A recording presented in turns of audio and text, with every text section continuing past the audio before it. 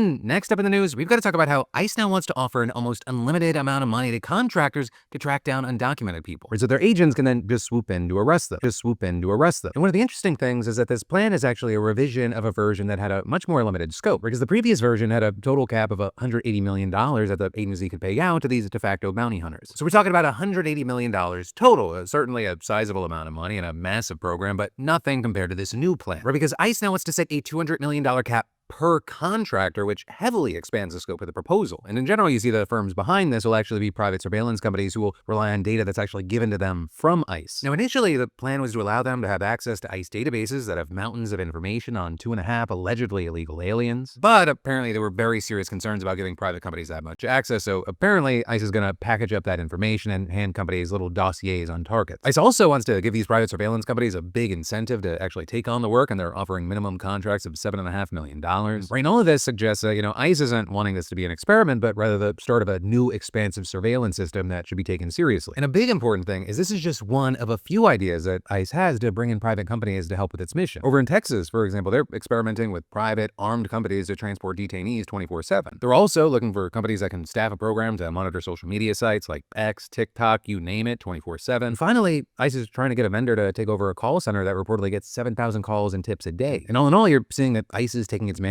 from Trump to hit 1 million deportations a year extremely seriously. So much so that they're not really focusing on criminal deportations, which is something that past administrations have done. Instead, they're just going after anyone here illegally, with non-criminal deportation skyrocketing a shocking 2,000%, and they're now the biggest category of people that ICE detains. And actually, in total, DHS claimed back in October that more than 500,000 people were deported. So, one, we're gonna have to see what happens, but also two, however bad you think ICE is right now, imagine what the enforcement's gonna look like moving forward with this. But then next up in the news, we've got to talk about America First pricing.